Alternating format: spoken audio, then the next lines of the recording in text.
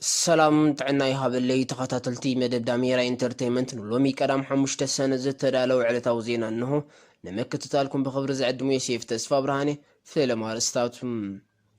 سودان قبنات كيناتن متنات عليتن فتيمم زتوهالو الطرطرات كتركب تحتت ابي إثيوبيا متقعت سايبر تخيلوم وتهدرات إيرترا كاب كل التقراي كوت جميروم اب إسرائيل نبينا من نتنياهو كاب سلطانون ملاي لفنتاوي منكست تسريتو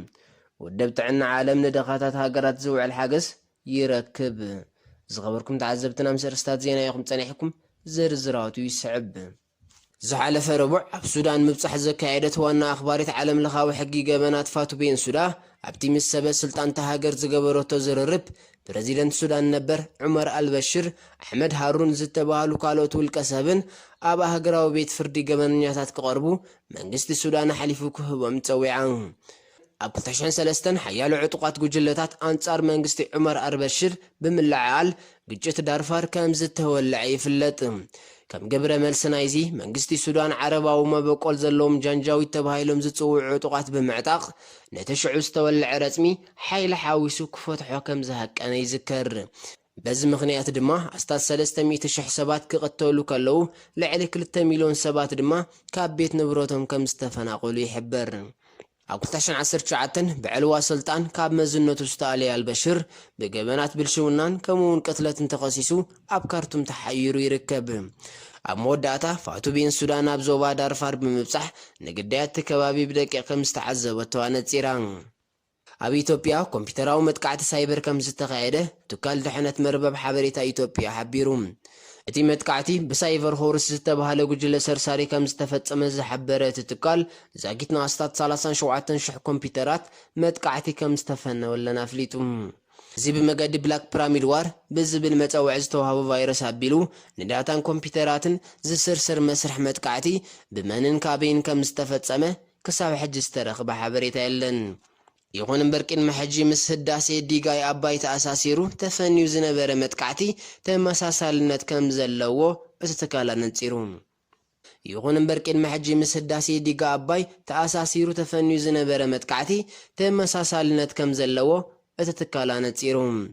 بحفشات متقعتي كساب حجي زتقص حدغاتات كم زي سعبه وسيخ زحبرت تتكال كدم حجي قبصاوያን ጉጅለታት ሰርሰርቲ ዘይعوت ناي سايفر متقعتي فتينن بمنبارون بمذكر اب لعلي محبراون قطواون كمون بوليتيكاون مدايات تهاجر تصعنون مفطر زلع الوطن منباروا تنبيهم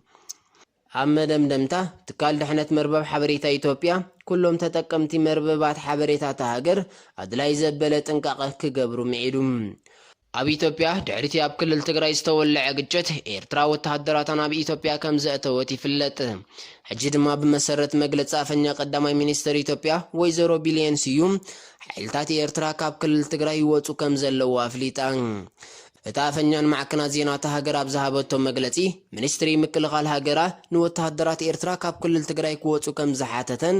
በዚ መሰረት ድማ ኤርትራ ወታደራታ ካብ ኢትዮጵያ ከተውጽእ كم زجمرتنا نتصيران كم زفلت كلتيون منغستات نمتتتاو سراويت ኤርትራ ኣብ ክልል ትግራይ ብትሪ ነጽግቦ ከም ዝነበሩ ዝተነጸረ ኮይኑ ድሕሪ ኣብ ወርሒ መጋቢትን ሚያዝያን ናይ ዛሬ ግጽና ያዘለና ዓመት ዝፈጸምዎ ክልተኣው ስምምዕ ኤርትራ ወታደራ ክትስሕብ ከም ዝኾነት ምግላጾም ይዝከር يكون امبر ابزين لعلي 7 አዋርሕ አንጻር ሕወሓት ንምቅላስ ከሳብ ሕጅውን እንተኾነ ዝቅጽል ዘሎ ኪናት በወገን ክልቲዮን መንግስታት ቅትለትን ጸታው ዓመጽን ዝርከቦም ምግሃስ ሰባው መሰላት ከም ዝተፈጸሙ ትካል ሰባው መሰላት ይኸሳን ነዚ ኽሳዓሊሙ በክልቲየን ሃገራት ኣብ ዝተፈላልየ ግዜ ዝሃቦ ግብረ መልሲ ብትሪ ከም ዝነጸጎ ይፍለጥ እስራኤል መራሒታ ሃገር ቤንያሚን ናታንያሁ ካብ ስልጣኑ ከአልዮ ዝኽእል ልፍንታው መንግስት ተመስሪቱ እዚ በመራሒ ተቃዋሚ ያኢር ላፒድ ዝተመስረተ ሓበራዊ መንግስቲ ድሕሪ 120 ኣባላት ዘለዎ ካቢነ ሚኒስትራት ሃገር መሰረጋገጾ መስርሕ ምብቃዕ ቤንያሚን ናታንያሁ ዕላዊ ክኸውን እዩ በዚ መሰረት የማናዊ ክንፊ መርገጺ ዝኽተል ወዲ 49 ዓመት ሚሊዮነር ናፍትሊ በንተ نقدموت كلتا عامتات قداماي مينستر كوينو مساغلغله ياير لابيد دما نزل صعبا دحروت كلتا عامتات سلطان كركب تسمامي عمالو ያኢር ላፒድ ኣብ ዝገበሮ ጋዜጣዊ መግለጺ ንሱ ዝመርሖ መንግስቲ ንኹሉ ክፋላት ሕብረተሰብ እስራኤል ሓድነት ንምፍጣር ዝከኣሎ ከም ዘጻዕራ ገንዚቡ ነዚ ተኸቲሉ እቲ ኣብ ታሪኽ እስራኤል ዝነውሐ ግዜ ማለት ን12 ዓመታት ንእስራኤል ዝመርሐ ናታንያሁ ብትዊተር ኣብ ዝሃቦ መግለጺ ኩሎም እቶም ብየማናይ ክንፊ ዝተመረጹ ሓገግቲ ኣካላት ነዚ ዓብላሊ ሓደገኛ መርገጺ ዝኽተል ጸጋማይ ክንፊ መንግስቲ ክቃወሞ ጸዊዑ ይኹን እምበር ብመሰረት ሓያሎ ተንተንቲ ፖለቲካ ናታንያሁ ነዚ ተመስሪቱ ዘሎ ልፍንታዊ መንግስቲ ክስዕሮ ዓቕሚ ከም ዘይብሉ ብምንጻር ዕምሪ ስልጣኑ ከም ዘብቅዐ ርጉጽ እናገበሮ ይመጽ ኣለዋ ናይ መወዳእታ ዜና ውድብ ጥዕና ዓለም ከታበት ኮሮና ቫይረስ ንድኻታት ንምድጓም ዝውዕል ናይ ኣስታት 2.4 ቢልዮን ዶላር ሓገዝ ከም ዝረኸበ ኣፍሊጡ ኣብቲ ብሮብ 4 ግንቦት 2021 ብኣላይነት ጀርመን ዝተኻየደ ዋዕላ ውድብ ጥዕና ዓለም